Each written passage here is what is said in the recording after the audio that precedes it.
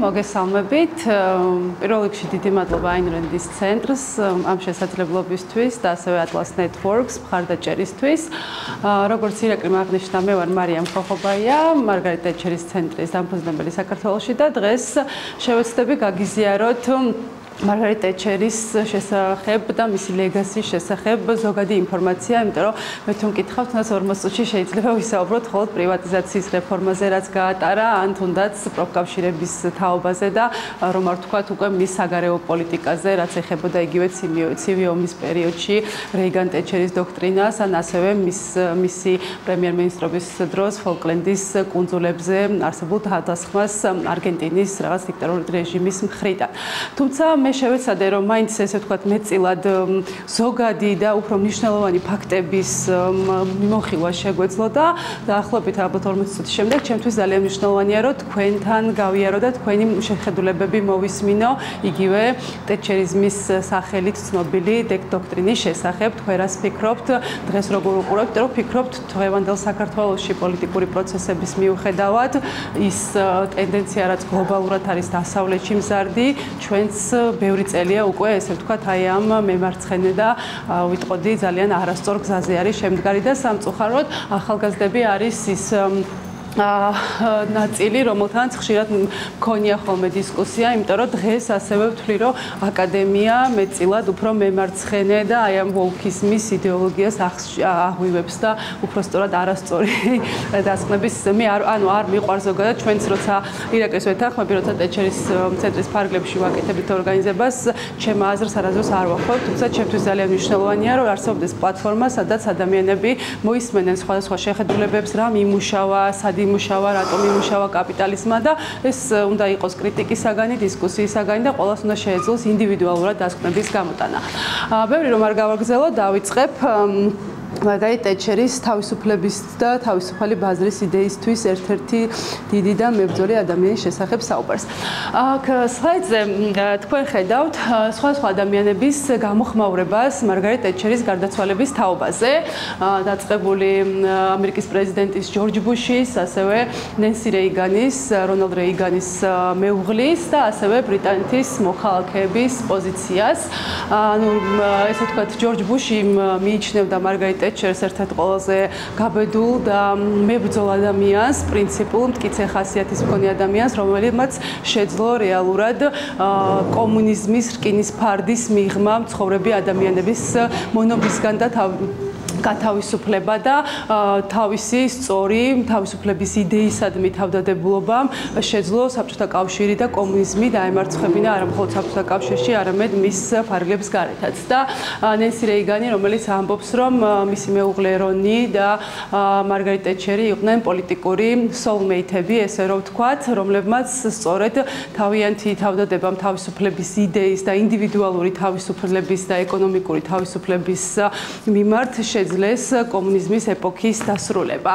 თუმცა ასევე შეხედავთ და ნახავთ, რომ არსებობს ეს ციტატები, რომელიც ხშირი იყო ზუსტად 2013 წელს ლონდონში, როცა ამბობდნენ Iron Lady, Rest in Peace and Ding Dong, the Witch is Dead. რომელიც მგონი აქ პლაკატზეც თუ პოსტერზე ჩანს, რაც ფიქრობ თვითონ ტეტჩერის პიროვნების აღწერას სწორად ესადაგება და ამაზე ვიტყვი, რომ მარგარეტ ტეტჩერი იყო ბრიტანეთის პირველი ქალი პრემიერ-მინისტრი, ის იყო ყველაზე, ესე ვთქვათ, გრძელვადიანი პრემიერ-მინისტრი დიდი ბრიტანეთის ისტორიაში და დღემდე ჩემი აზრით რჩება ყველაზე კონტროვერსიულ პოლიტიკურ ფიგურად, რომელიც ერთის მხრივ იყო ძალიან გაღმერთებული და დღემდე არის, თუმცა ამავდროულად არის ძალიან საძულველი ადამიანი. განსაკუთრებით მეც ვსწავლობდი დიდ ბრიტანეთში, მათ შორის იგივე უნივერსიტეტში, სადაც ტეტჩერი და მან ჩემი ლექტორებისგან ხშირად მომისმენია მკვეთრი ნეგატიური დამოკიდებულება ტეტჩერის არა მხოლოდ იდეოლოგიის და რეფორმების მიმართ, მაგრამ ასევე პიროვნული თვისებების მიმართ, რაც ვფიქრობ, რომ ასევე ცოტა ფემინისტური ხალი ლექტორების მხრიდან იყო განსაკუთრებული დიდად და ნეგატიური დამოკიდებულება, რასაც მოგვიანებით შევეხები, იმიტომ რომ ფემინისტებს განსაკუთრებული სიძულვი ჰქონდათ ტეტჩერის მიმართ. ხო, ანუ ესე ვთქვათ, ჩერჩილის შემდეგ, ანუ რომ მოგშევაჯამო ეს ნაწილი, მარგარეტ ტეტჩერი იყო ყველაზე გავლენიანი პრემიერ-მინისტრი და ვფიქრობ, თუ ჩერჩილმა მმართველობის სტილი დაამკვიდრა დიდ ბრიტანეთში, ტეტჩერმა შექმნა ტეტჩერიზმის სახელით ცნობილი დოქტრინა, რომელიც როგორც ვახსენე, დღემდე კამათი საგანია და ალბათ კიდევ დიდხანს იქნება. რაც შეეხება მარგარეტ ტეტჩერის ოჯახს, თქვენ ხედავთ სახლს, მარგარეტ ტეტჩერი დაიბადა ბრიტანეთის პროვინციულ ქალაქ გრანთამში, მაღაზიის მეპატრონის ალბერტ რობერტსის ოჯახში. შესაბამისად, დღესაც ხანდახან მას The Grocery Daughter ესე მოიხსენიებენ და თუ დაინტერესდებით ზოგადად ტეტჩერის იდეოლოგიით, მისი აქტივობებით, არის Facebook-ზე ესეთი ოფიციალური გვერდია The Grocery Daughter, სადაც შეგიძლიათ თავმოყრილია და პერიოდულად აქვეყნებენ ინფორმაციას და მისი ციტატები, გამოსვლები, რომელიც ისევე ჩემი აზრით დღეს განსაკუთრებით აქტუალურია ვიდრე მეინსტრიმული ნარატივები, რასაც ხშირად პოლიტიკოსებისგან ვისმენთ არა საქართველოში, არა მხოლოდ საქართველოში, პროსტად არამედ გლობალურადაც. ტეტჩერის განათლება, სხვათა შორის მისი კოლეგებისგან განსხვავებით, მას არ მიუღია კერძო სასწავლებელში, ის სწავლობდა საჯარო სკოლაში, თუმცა დიდი გავლენა მოახდინა ტეტჩერის მსოფლმხედველობის ჩამოყალიბებაზე ქრისტიანულმა ეკლესიამ, იმიტომ რომ ის გაიზარდა ღმადმორწმუნე ქრისტიანულ ოჯახში, მან მამისგან ისწავლა შრომის ფასი და იცოდა რომ თუ შენ ხარ მიზანდასახული, თუ ცდას არ დააკლებ, აუცილებლად დასახულ მიზანს მიაღწევ და ვფიქრობ რომ ეს მისი ხასიათი და მიზანდასახულობა, შრომის ფასის დანახვა და ასევე რომ აუცილებლად შენ უნდა შეგეძლოს და გქონდეს გარემო რომ შენი შრომას და შენ ნიჭს გქონდეს შესაბამისი გამოვლენის შესაძლებლობა, ტეტჩერმა სხვა ესე ვთქვათ ბრიტანეთის მოქალაქეებსაც დაანახა, რომელსაც თვითრწმენა დაუბრუნა, რასაც ასევე შევეხები მოგვიანებით, მაგრამ მისი მიზანდასახულობის კლასიკური მაგალითია, რომ როგორც კი დაამთავრა სკოლის დასრულებისთანავე, მან გააგზავნა ქიმიის განხრით, ჩააბარა ოქსფორდის უნივერსიტეტში, სტიპენდია მოიპოვა და იქ გააგრძელა სწავლა, სადაც მალევე ასევე დაასრულა საგადასახადო სამართლის მიმართულება და სწორედ ოქსფორდის უნივერსიტეტში დაიწყო მისი პოლიტიკური კარიერა, რადგან ოქსფორდის უნივერსიტეტში იყო კონსერვატორული ასოციაციის თავმჯდომარე დაირჩიეს, იქ ერთ-ერთ ვახშამზე შეხვდა მის მომავალ მეუღლეს დენის ტეტჩერს, რომელმაც მისი პოლიტიკური, ასე ვთქვათ, აქტივობების დაფინანსებაც დაიწყო.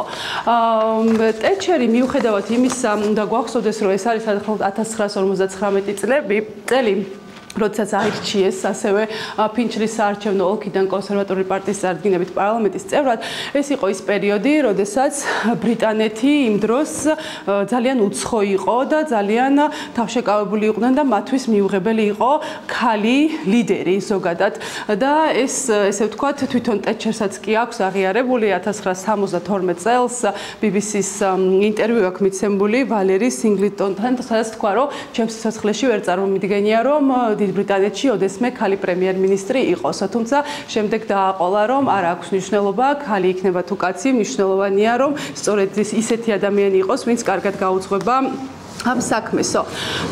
ყველაზე ესეთი საკვანძო თანამდებობა, რომელიც უფრო ესე ვთქვათ, საჯაროობა მისცა მისი იდეოლოგიის და რაც გამორჩა ის არის, რომ როდესაც ოქსფორდის უნივერსიტეტში სწავლობდა, იქ ასევე მისი მსოფლმხედველობა ეკონომიკური თვალსაზრისით ხედვებში ძალიან დიდი გავლენა მოახდინა ფრიდერიხ ჰაიეკმა, რომელსაც თვითონ ის თავის წერილებში ამბობდა, რომ როდესაც კითხულობდა წიგნებს, მისი აზრი, რას ნიშნავდა მცირე მთავრობა, ეკონომიკური თავისუფლება, როგორ უნდა იყოს მოწყობილი სისტემა, როგორ უნდა იყოს ინდივიდები, რა შემთხვევაში აქვს ერთძლიერი, რას ნიშნავს ხომ ინდივიდებზე დაფუძნებული საზოგადოება და რა შემთხვევაში შეიძლება შენ გქონდეს ისეთი გარემო სახელმწიფო სისტემა აწყობილი, სადაც ის კერძო მეწარმეები, რომელიც დოვლადს ქმნიან, დამატებითი წნეხის და ბარიერის ქვეშ არ არიან. და სწორედ ამ დროს 1970 წელს მაშინ ედვარდ ჰითი იყო პრემიერ-მინისტრი და მის ფარგლებში სწორედ ამ პერიოდში მარგარეტ ტეტჩერს შესთავაზეს განათლების მინისტრის პოსტი და ვფიქრობ, ეს იყო მისთვის ის პერიოდი, სადაც პირველად მოუწია საზოგადოებრივ აზრთან შეჯახება. ეს ეხებოდა მაგ პერიოდში ბრიტანეთში იყო უფასო რძის პროგრამა საჯარო სკოლებში და აქეთ ხარეს ხედავთ რომ მე დიდი პოსტერებიც იყო რომ Thatcher milk snatcher ესე ეძახდნენ ხოლმე, იმიტომ რომ Thatcher-ი თვლიდა რომ უფასო რძე უნდა გაუქმებული იყო, ერთის მხრივ ეს არ იყო სამართლიანი სისტემა და ასევე არც იყო სასარგებლო. უფრო მეტიც ის ამბობდა რომ ის ადამიანები რომელსაც ანუ მოსწავლეებს რომელსაც ურიგებდნენ ეს იყო სინამდვილეში გადასახადის გადამხდელების ჯიბიდან ფინანსდებოდა და ტეჩერი იყო პირველი ადამიანი რომელმაც თქვა ღიად რომ არ არსებობს სახელმწიფო ფული ანუ გულისხმობ ბრიტანეთის პრემიერ-მინისტრებიდან არ არსებობს სახელმწიფო ფული ერთადერთი არსებობს გადასახადის გადამხდელების ფული და ის თვლიდა რომ ის რძე რომლითაც ეს მოსწავლეები ფინანსდებოდნენ ხო ეძლეოდათ იყო მათ შორის ამის საფასურსაც იხდიდნენ ღარიბი ოჯახები და შესაბამისად დიდ დრებზეც ნაწილდებოდა და თვლიდა რომ ეს არ იყო სამართლიანი და ზოგადად აი უფასო სახელმწიფო სოციალური პროგრამები მიაჩნდა არასწორად, იმიტომ რომ ეს არ იყო, ესე ვთქვათ, სამართლიან პრინციპზე დაფუძნებული. აი, ესე ვთქვათ, ამ გადაწყვეტილებამ ძალიან დიდი ზიანი მიაყენა რეპუტაციულად ტეჩერს. ანუ შეგვიძლია ვთქვათ, იმიტომ რომ იქ იყო პროტესტები, მათ შორის იმ პარტიას, რომელთანაც კონსერვატულ პარტიას, რომელთანაც ტეჩერი წარმოადგენდა, ჰქონდა უფრო ესე ვთქვათ განსხვავებული შეხედულებები, თუმცა ვფიქრობ, რომ ამ გადაწყვეტილებამ გამოავლინა, რომ სწორედ ტეჩერი იყო იმ იშვიათი პრინციპულობის და ნების მქონე პოლიტიკოსი, რომელსაც შეეძლო საკმაოდ არაპოპულარული, თუმცა სწორი გადაწყვეტილების მიღება და იმ დროის დიდი ბრიტანეთისთვის ალბათ ეს იყო ყველაზე, ესე ვთქვათ, სწორი ადამიანი, იმიტომ რომ როდესაც ქვეყანა არის ძალიან ღრმა კრიზისში, ამ დროს მნიშვნელოვანია რეფორმები, მათ შორის მტკივნეული რეფორმები, რომელიც შეიძლება არ იყოს პოპულარული, თუმცა საბოლოო ჯამში ის პოზიტიურ გავლენას ახდენს ქვეყნის ეკონომიკურ განვითარებაზე პირველ რიგში და ამაზე 2 სიტყვით გეტყვით, რატომ იყო ეს იყო 70-იანი წლების ბრიტანეთი, სადაც რეალურად სახელმწიფოს ხელში იყო ლეიბორისტული ხელისუფლებას ჰქონდა ნაციონალიზაცია მოახდინეს მთელი ინდუსტრიის დაწყებული ქვანახშირიდან ბრიტანეთის პეტროლიუმი საფოსტო მიმართულება რკინიგზა გადამზიდავი ანუ ყველაფერი იყო ნაციონალიზაცია მოხდა ანუ ყველა ამ კომპანიის ეს იყო პერიოდი როდესაც როცა ადამიანი განათლებას იღებდა ამთავრებდა უნივერსიტეტს არ სურდა კერძო სექტორში წასვლა ან მიდიოდა სახელმწიფო სექტორში ან რაღაც აკადემიურ სივრცეში საშუალო კლასი იყო არ არსებობდა თითქმის სულ ზღაფავდა იყო ძალიან ძლიერი პროფკავშირები ესე ვთქვათ რომლებიც რეალურად ვირუსულად აღრძელებდნენ გაფიცვებს იყო მუდმივად და ბრიტანეთის რეალურად კონტინენტური ევროპაც ამაზე ხშირად აკრიტიკებდა რომ ბრიტანეთის დაავადება ესე ეძახდნენ პროფკავშირების გამო იმიტომ რომ ამით ძალიან ცნობილი იყო და რეალურად კრიზისი ღრმა კრიზისში იყო ეკონომიკურად ქვეყანა, სახელმწიფო იყო მოშლილი, მოსახლეობა იყო ესე ვთქვათ ძალიან უკიდურესად ღატაკი და დასუსტებული. ტეჩერი, როდესაც ტეჩერი, როდესაც განათლების მინისტრის პოსტზე იყო, მაშინ ესეთი კომენტარი გააკეთა და მისი ესე ვთქვათ პრემიერისთვის ესე ვთქვათ ცოტა არ იყო მისაღები, იმიტომ რომ როგორც შემდგომ პრესაში გავრცელდა, რაღაცნაირად დაპირისპირება ჰქონდა. თუმცა ის ძალიან ღიად ამბობდა, რომ ერი მხოლოდ შეიძლება მაშინ გაძლიერდეს, თუ ინდივიდები თავისუფალნი არიან. ის ამბობდა, რომ ადამიანები თვითონ და მართავდნენ თავიანთ ცხოვრებას სახელმწიფოს მინიმალური ჩარევის გარეშე.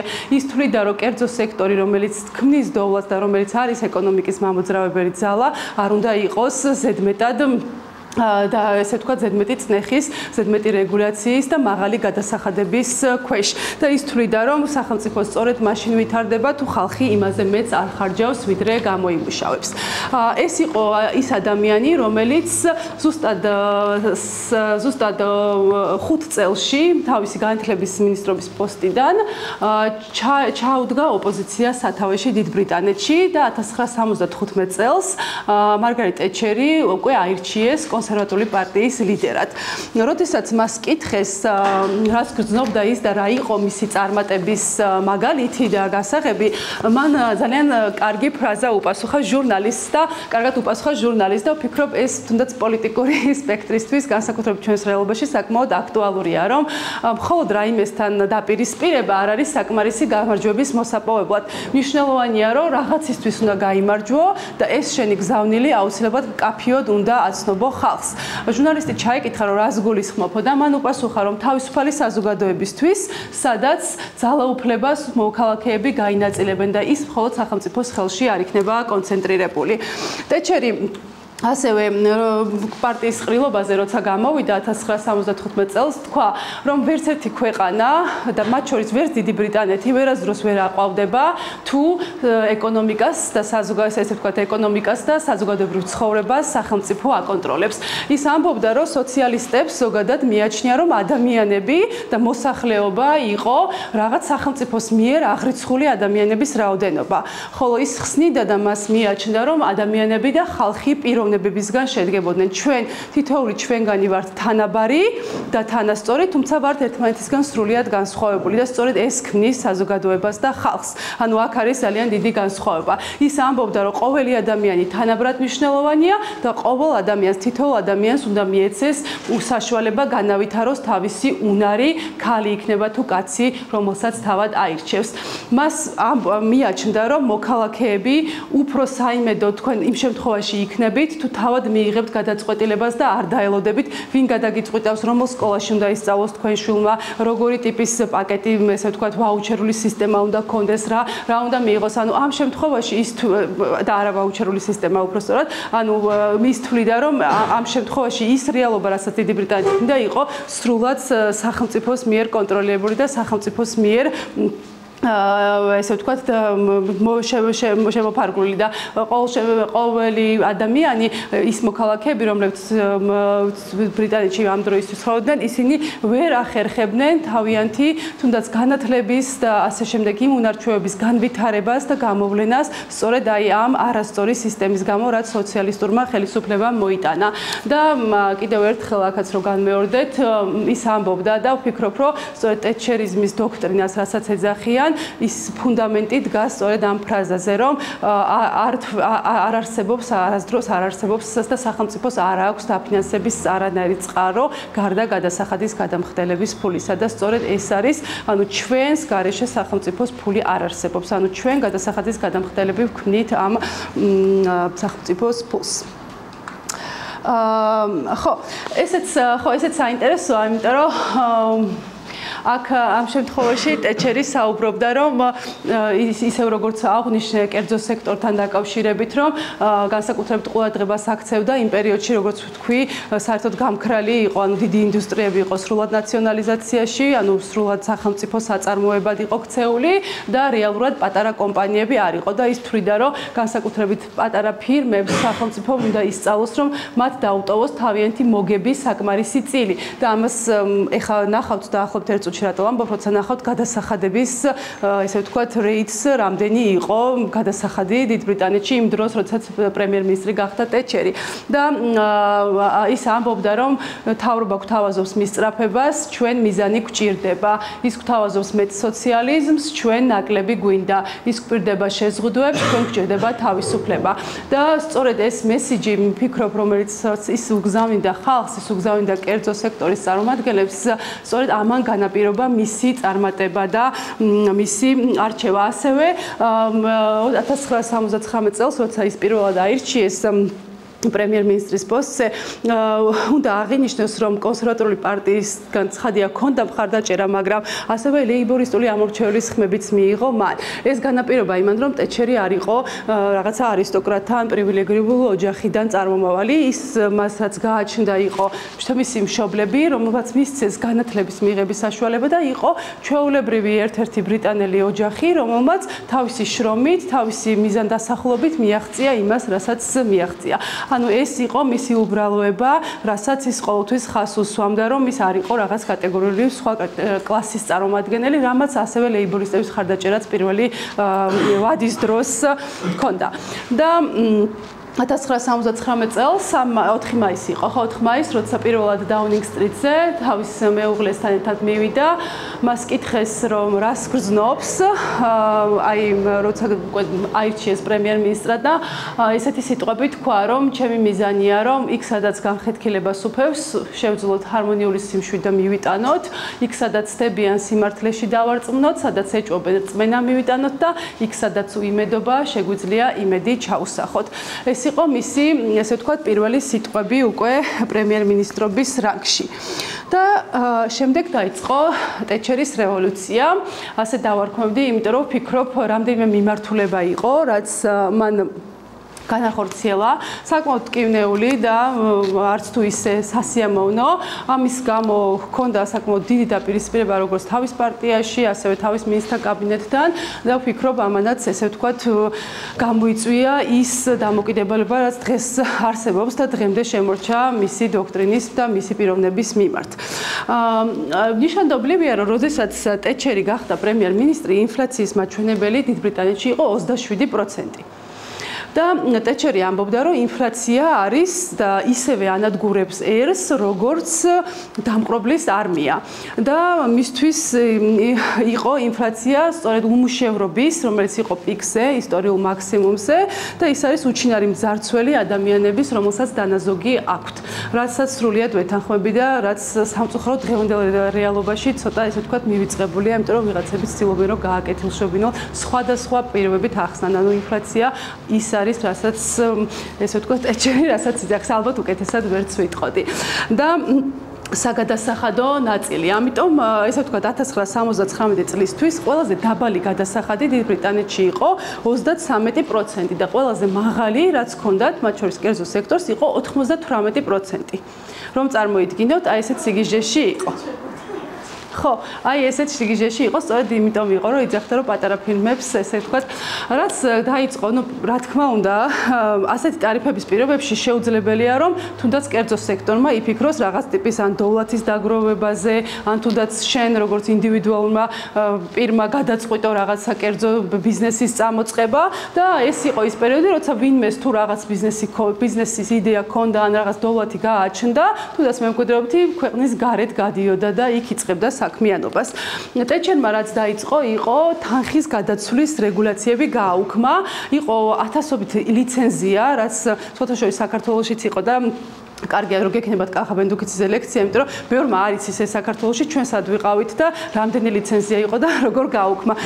ასევე აღსანიშნავია, რომ ეხა ბოლო 9 წლის განმავლობაში ბევრი ლიცენზია აღდგა, რაც სრული სიგიჟე არის ჩვეულებრივად მორიგი პოტენციური კორუფციის წყარო ჩემთვის, მაგალითად გართულებული პროცედურა და პროცესი მოქალაქისთვის ან ბიზნესის წარმომადგენლისთვის, თუმცა არის ასევე რაღაცა სახელმწიფო ადმინისტრაციული რესურსის პოტენციური სხვა მიზნებისთვის გაზრდილი შტატი, მეტი არაფერი და რაც საკმაოდ დიდ მავნებლობას ხნის დამატებით ბარიერს უქმნის კერძო სექტორს ოპერირებისთვის.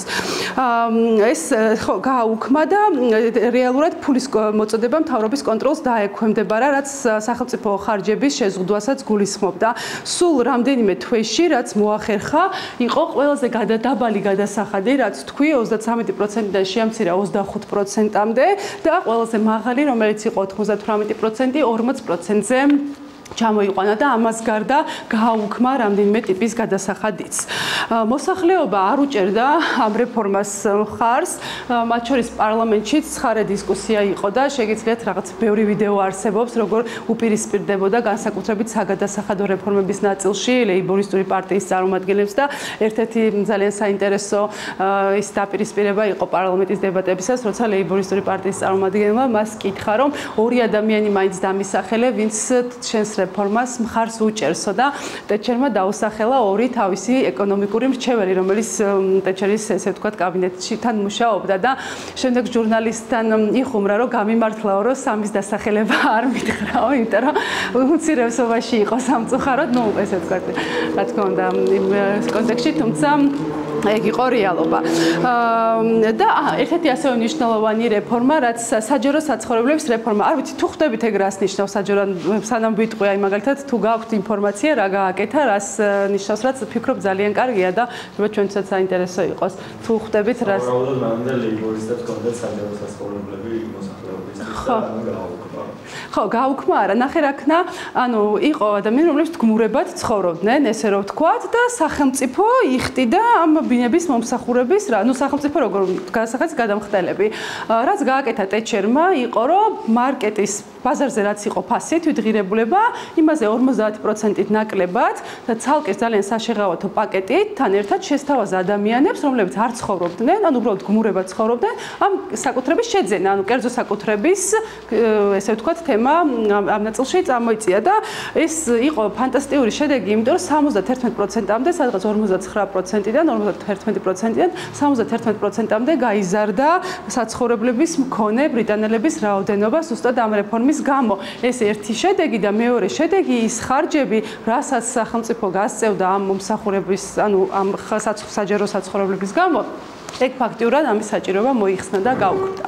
და ვფიქრობ, რომ ეგ ძალიან სწორი და ძალიან მნიშვნელოვანი რეფორმა იყო. შემდეგი აქ რაც მაქვს არის ხო, პროფკავშირები იყო, როგორც ახსენე, ესე ეძახდნენ ბრიტანეთის დაავადება. სამწუხაროდ თავიდან ტეჩერს მოუწია 1991 წელს მაღაროელთა ეროვნულ კავშირთან, რომელთაც მაშინ განსაკუთრებულად და აგრესიული ტონით გამოირჩეოდნენ, მოუწია დათმობა, იმიტომ რომ მისი ვადა იწურებოდა და ხვდებოდა, რომ პოლიტიკურად წააგებდა შემდგომ ბრძოლას. ამიტომ დაუთმო ყველაფერი მაღაროელებს, თუმცა long term გრძელვადიანი გეგმა შეიმუშავა, რამაც გაამართლა. უფრო კონკრეტულად მან მოიმარაგა ქვანახშირი, შემდეგ გააკეთა MI5-ის, ესე ვთქვათ, აგენტების ამ ორგანიზაციაში ინფილტრაცია და 1984 წელს, როცა უკვე მესამე ვადით იყო პრემიერ-მინისტრი, მეორე ვადით იყო პრემიერ-მინისტრი, ამ ესე ვთქვათ მაღაროელებმა ხელახლა წამოუწყეს ბრძოლა, რომელსაც უკვე აღარ დაეთანხმა, არც ერთი პირობა აღარ დაუკმაყოფილა, 1 წელი გრძელდებოდა გაფიცვა და საბოლოო ჯამში ეს პროფკავშირების განადგურებით დასრულდა. მას შემდეგ პროფკავშირების გაწევრიანებული ადამიანების რაოდენობა თითქმის 3-ჯერ შემცირდა, 20%-მდე დაეცა და გაფიცვების გამო წლის განმავლობაში დაკარგული დღეების რაოდენობა იყო 30 მილიონი და 9 მილიონამდე შეკვეცა ეს. და ეს იყო რეალურად ასევე კონტინენტური ევროპისთვის მესიჯი, რომ ბრიტანეთის დაავადება განიკურნა და ტეჩერმა ესეთი კრეატიული გზით შეძლო, ესე ვთქვათ, პანაცეას მოფიქრება. ხო, ეხლა რაც შეეხება პრივატიზაციას, ეს ჩემთვის ყველაზე საყვარელი თემაა, იმიტომ რომ საქართველოში ვხედავთ ხშირად, რომ არის ფრაზები და ისმის, რომ აი სახელმწიფო საწარმო არის ქვეყნის ეკონომიკის მამოძრავებელი ძალა. რეალურად ეს არის გადასახადის გადამხდელების ფულის ფლანგვა, რომელიც ყოველ წელს, განსაკუთრებით საქართველოში, რამდენიმე ასეული მილიონი გვიჯდება. და რომ ნახოთ ამ კომპანიების მომგებიანობა, ანუ რაღაც შეიძლება მართლა თვითონ სისხლი ჩაგექცეთ, რომ თქვენი ფული რაში იხარჯება.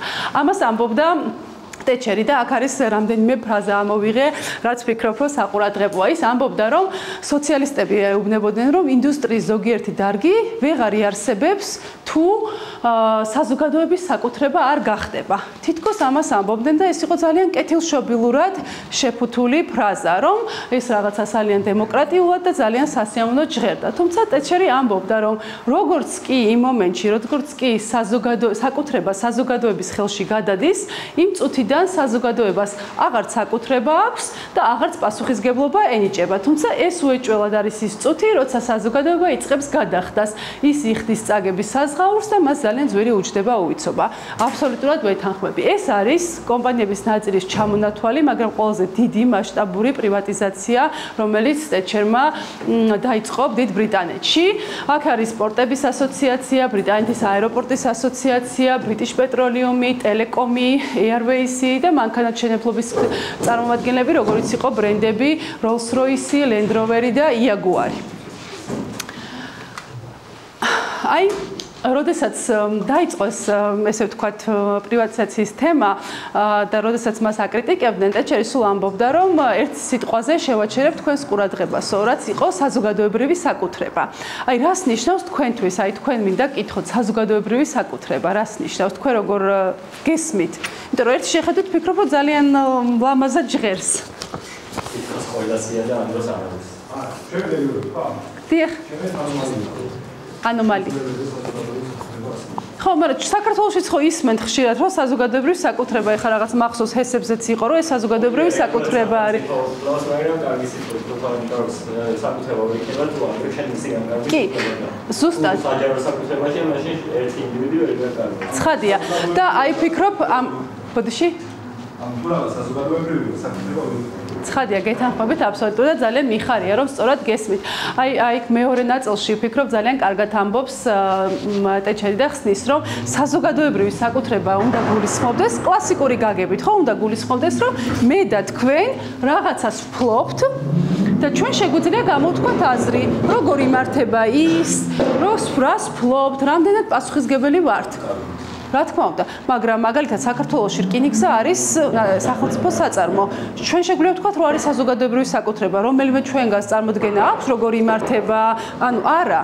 და ამაში არის საქმე რა, რეალურად საზოგადოებრივი საკუთრება, ესეთი კეთილშობილად და დემოკრატიულად შეფუთული სინამდვილეში ნიშნავს, რომ ძალიან კერძო სამყაროსი, როდესაც არის სახელმწიფო, ძირითადი მაკონტროლებელი ორგანო, გადაწყვეტილებები იქნება კარს მიღმა და ერთადერთი შენ, როგორც მოქალაქეს, რასაც შეგიძლია თვალი როგორ იკარგება შენი ფული, იმიტომ რომ ეს რეალურად როგორ? დიახ, წიგნიდან არის ნათარგმნი. მე მგონი გიორგი ბადრიძემ თუ არ ვცდები. შემიძლია გადავამოწმო თუ არ ვცდები გიორგი, ანუ რედაქტორი იყო ერთ-ერთი ვიცი, მაგრამ ზუსტად არ ვიცი. ზუსტად შეიძლება რამდენიმე რედაქტორი ყავს, თარგმნელი სხვა იყო და რედაქტორი იყო.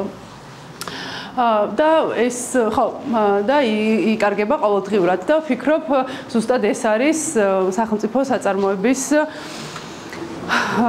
თავარი კი რაღაც საზოგადოებრივი საკუთრებას ეძნეოდნენ მორალური პრინციპები, მაგრამ პრაქტიკულ ნაწილში ვარ და ნორვეგიის მაგალითი რაც არის ნავთობის და გაზის გაყიდვით, რაც სახელმწიფო საკუთრებაში აფინანსებს სხვა სოციალურ დახმარებას, პენსიებს. ხო, ესეც კეთილშობილურად შეფუთული თემაა. კი, თუმცა პრაქტიკულად მუშაობს. მორალურ ნაწილში საერთოდ. ხო, მე არ ვთვლი, რომ არც მე არ ვთვლი, რომ თუნდაც პენსიებიც მე უნდა ვაფინანსებდე, მაგრამ მე ანუ მუშაობ და რა ვიცი, ჩემს ირგვლივ არიან საერთოდ ადამიანები, რომლებიც პენსიონერები არიან და იმათ არ ჭირდებათ სახელმწიფოს მიერ, ანუ ჩემი გადასახადით, რომ ვაფინანსო ამ ადამიანის პენსია. მე ზოგადად ეგრევე ვფიქრობ, მაგრამ ხო, ნორვეგია ხო მესმის, რასაც ამბობ, სხვა კუთხით. ჩვენ არ ვიცით რა ყოფილიყო ეგ აქციები და რამდენად ცხადია და აი ახლა აქციებზე ზუსტად ნახავთ ანუ რა შედეგი იყო მე მგონი აქ გამოსულიყავი ხო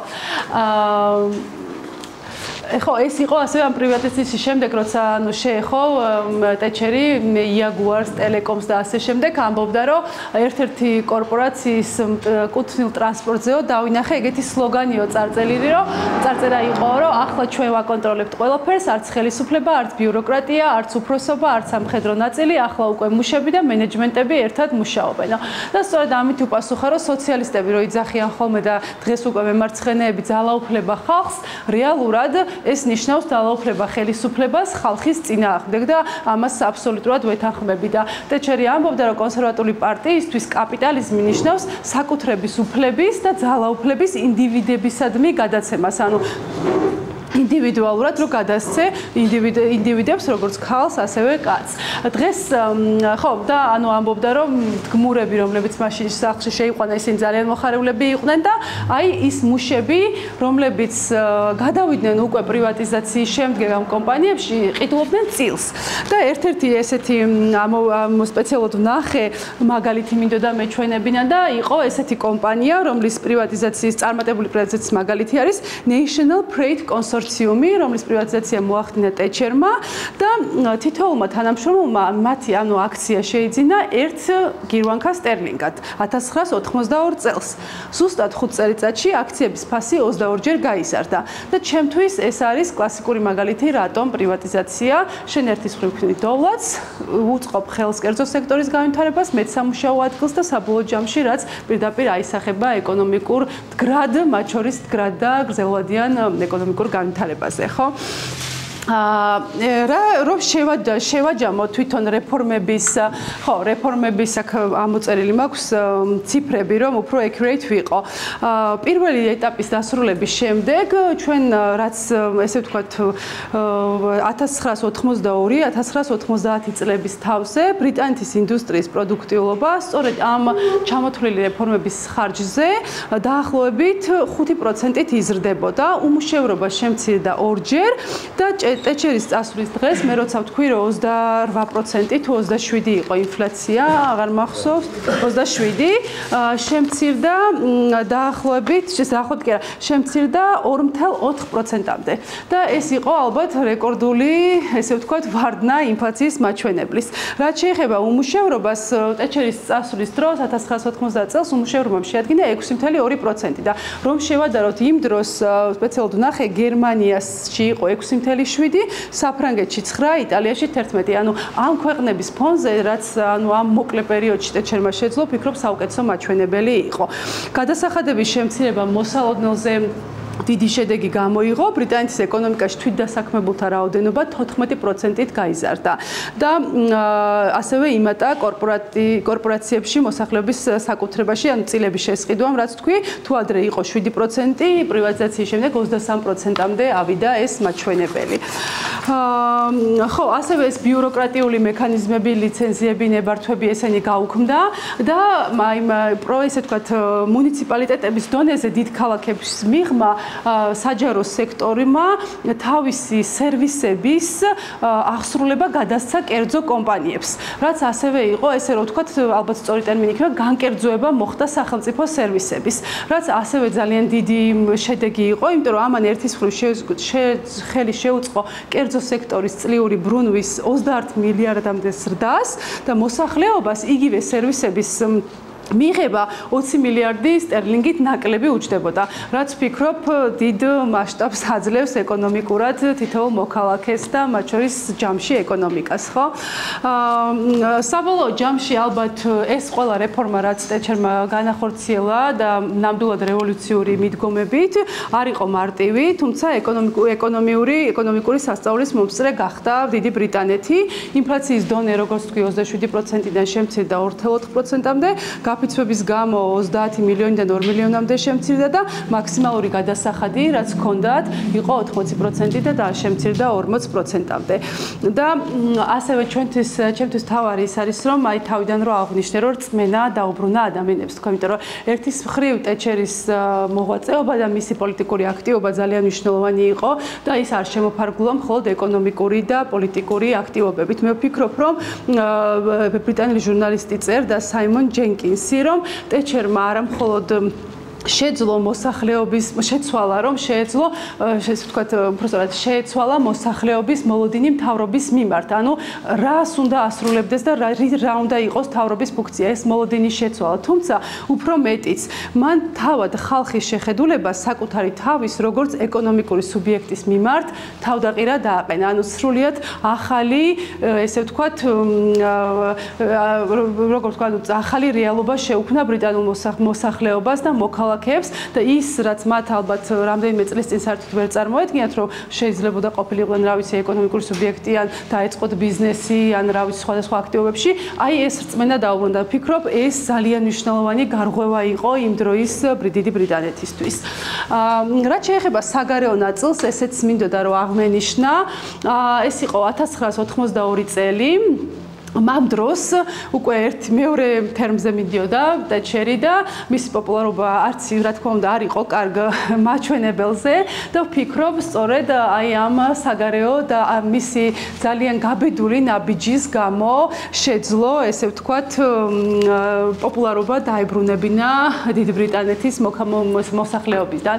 ეს არის მისი თემთა პალატაში წარმოთქმული სიტყვა 1982 წელს, როგორც თქვი, არგენტინის სამხედრო დიქტატორული დაჯგუფებამ სამხედრო ესე ვთქვათ თავდასხმა შეიჭრა ფოლკლენდის კუნძულებზე და ტეჩერი როცა გამოვიდა თემთა პალატის წინაშე, მან თქვა, რომ 13000 კილომეტრით დაშორებული კუნძულების ცხოვრებების უფლებებს, რომ როგორც ბრიტანეთის მოსახლეობის მე დავიცავ და მზად ვარ მას ამ აგრესიას სამხედრო წინააღმდეგობით ვუპასუხო.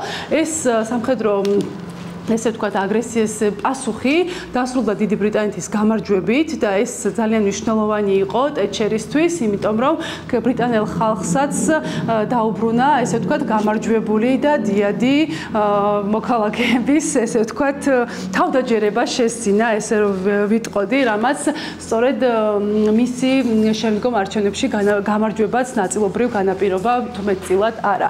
ანუ ხო, აქ შეგიძლია თქვა, თუმცა ჩემთვის ეს არ არის მხოლოდ ძლიერი ხელმძღვანელის ესე ვთქვათ და ძლიერი პიროვნების და ძლიერი ლიდერის განცხადება. ანუ აქ ძალიან მნიშვნელოვანი იყო, რომ აი სწორედ 13,000 კილომეტრით დაშორებული კუნძული, სადაც ბრიტანეთის მოსახლეები იყვნენ, ის მისი და ამ ხალხის თავისუფლებისთვის და ბრიტანეთის სუვერენიტეტისთვის და იმ მოქალაქეებისთვის ისევე იბრძოდა, როგორც თუნდაც ლონდონის ან სხვა მის გარშემო პერიმეტრზე და მან ეს დაამტკიცა და ვფიქრობ ეს საკმაოდ გაბედული და წარმატებული ნაბიჯია. შემდგომ იყო და ასევე ამის გარეშეც ალბათ ვერ გამოვტოვებდით ამ ნაწილს, ეს იყო ცივი ომის პერიოდი, ხო? ბრიტანეთის რკინისლედის პერიოდში, როგორც რკინისლედი, ეს არის ესე ვთქვათ მეტსახელი, რომელიც კომუნისტურმა ჟურნალმა, საბჭოთა კავშირის ჟურნალმა შეარქვა მარგარეტ ტეტჩერს. და ალბათ ჩერჩილის შემდეგ ტეტჩერი იყო თუნდაც საგარეო კუთხით ყველაზე გავლენიანი ადამიანი და თვითონ ბრიტანეთის როლიც სწორედ ცივი ომის პერიოდში დისპროპორციულად გაიზარდა და ტეტჩერის და რეიგან ტეტჩერის დოქტრინა, რომელიც ცივი ომის პერიოდში შეძლო ბოროტების იმპერიის და საბოლოოდ რომელიც საბჭოთა კავშირის დაშლით დასრულდა, ვფიქრობ გადამწყვეტი როლი ითამაშა. მესმის და ეს უკვე შეგვიძლია დისკუსიის საგანიც იყოს და თქვენი აზრით საინტერესოა, თუმცა მე ვფიქრობ, რომ რეიგან ტეტჩერის დოქტრინის გარეშე და მათ გარეშე ბოროტების იმპერია და ეს სისტემა კიდევ ბევრი წელი იქნებოდა და დღეს რო ვუყურებ, ხშირად დასავლეთ ლიდერებისგან ეს მაკლია და რაღაცა ეს სივრცე არ არის ათვისებული საკმარისად და ესეთი ძლიერი ლიდერებისგან, როგორიც იყო ტეტჩერი, იმიტომ რომ შემდგომ იყო მასალები, რომელიც ის შეხვდა საბჭოთა კავშირის ლიდერს და ამ ჟურნალისტმა დაწერა, რომ ძალიან არადიპლომატიურად უთხრა, რომ როგორ შეჩერდებოდა და როგორ დათმობდა ბოროტების იმპერია და როგორ ჩამოიშლებოდა ის. ხო, მისი აქ რაც არის ციტატა მოყვანილი, ეს ეხება ტეტჩერიმ საკმაოდ ესე ვთქვათ, არ მიიჩნევდა სამართლიანად ამერიკის შეერთებული შტატების და საბჭოთა იმპერიის, საბჭოთა კავშირის ერთ სიბრტყეზე დატანას. და ხშირად ამ პერიოდში იყო ადამიანები, რომლებიც ამბობდნენ, რომ ორივე ესე ვთქვათ, მსგავსი მიზნები აქვს და სწორედ აქ ამბობს, რომ რა განსხვავება არის და ვფიქრობ, ბრეჟნევის სიტყვები აქვს მოყვანილი, სადაც ამბობს, რომ მთელ მსოფლიოზე სოციალიზმის სრული გამარჯვება გარდაუვალია და ამ გამარჯვების მოსაპოვებლად ჩვენ არავის დავიშურებთ. ხოლო როცა ის დასავლეთს ადარებს, ის ამბობს, რომ ჩვენ არ გვინდა არსად გაბატონება, არც ჰეგემონია. სოფლიოს არც ერთ კუთხეში, რა თქმა უნდა, მზად ვართ მთელი ძალით ჩავებათ იდეურ ომში, მაგრამ არასოდეს გვენდოვება ჩვენი სისტემა თავს მოვახვიოთ სხვას. ჩვენ არ გვჯერა, რომ ადამიანების ურთიერთობების მოგვარება ძალის გამოყენებით შეიძლება და რომ ბოლო სიტყვა ძალას ეკუთვნის.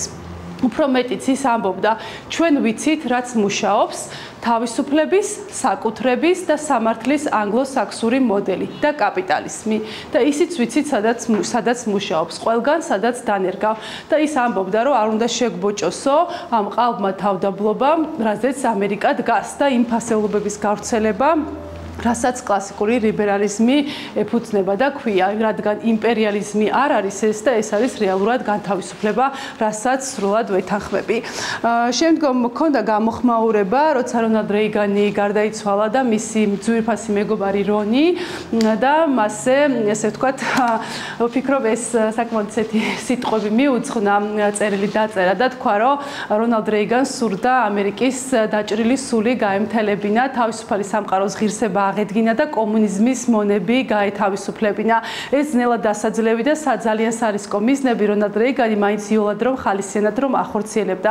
კიდევ სხვა მიზანსაც გულისხმობდა, რომელსაც ერთხელ ალენ ბენეტმა დიადი მიზანი უწოდა. ის ამბობდა, რომ მის პოლიტიკას ისეთი სიახლე და ოპტიმიზმი ახლდა, რომ შეეძლო ნებისმიერი კლასის და ნებისმიერი ერის წარმომადგენელი მოექცია თვით ბოროტების იმპერიის გულში მცხოვრებიც კი. და ვფიქრობ, ეხა, ესე ვთქვათ, სრულიად გამოხატავს ჰგავს რეიგანის პიროვნებას და განსაკუთრებული ნამდვილად ურთიერთობა ჰქონდათ. ეხლა რაც შეეხება ევროგაერთიანებას მე ვფიქრობ, დღევანდელი გადმოსახედიდან ეს განსაკუთრებით აქტუალურია, იმიტომ რომ ის რასაც ტეჩერი იძახდა ევროკავშირზე, დღეს გამართლდა და ალბათ უფრო დიდი დოზით ამბობენ დღეს ადამიანები, თუმცა მაგიტომ ვამბობ ხოლმე ხშირად, რომ ტეჩერის წიგნებს, ციტატებს და ასე შემდეგ როცა ვკითხულობ, აქტუალობას არ კარგავს პირიქით, ანუ ბევრად უფრო საინტერესოა ჩემთვის, იმიტომ რომ მე ვფიქრე ადამიანი ამ დროს როგორ ხედავდა მოვლენების განვითარებას და როგორ შეეძლო იმ საფრთხის დანახვა, რასაც დღეს ბოლო რამდენიმე ათეული წელია ვერაფერს ვუშვებით, ხო? მარგარეტ ტეჩერს მიაჩნდა რომ რეალურად ევროპის სუპერ სახელმწიფო შექმნის იდეას ეწინააღმდეგებოდა და მისი მთავარი ესე ვთქვათ ხედვა იყო რომ ევროპის გაერთიანება უნდა შემოფარგლულიყო თავისუფალი მეწარმეობის და თავისუფალი ვაჭრობის გასავრცელებლად და ეს არ უნდა ყოფილიყო რაღაცა მორიგი ბიუროკრატიული თავკომბალა რომელიც პირიქით სახელმწიფოებს შეზღუდავდა და ახალ ბარიერებს შეუქმნიდა.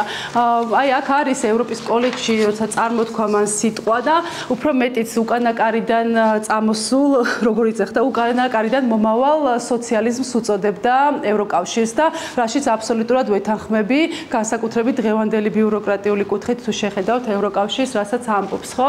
ის ამბობდა და ეწინააღმდეგებოდა ერთიანი მონეტარული სისტემის შექმნას და ერთიანი სავალუტო საინვესტიციო ბანკის შექმნას. ის ამბობდა, რომ მონეტარულ თემას რაც შეეხება, უნდა გითხრათ, რომ მნიშვნელოვანი არის, რომ თანამეგობრობა ვალდებული გახდეს, უზრუნველყოს კაპიტალის თავისუფალი მოძრაობა. ბრიტანეთში ასეა. გაუქმდეს სავალუტო კონტროლი, რაც მან ბრიტანეთში გააუქმა. ფინანსურ სერვისებში დაარსდეს ჭეშმარიტი თავისუფალი ბაზარი.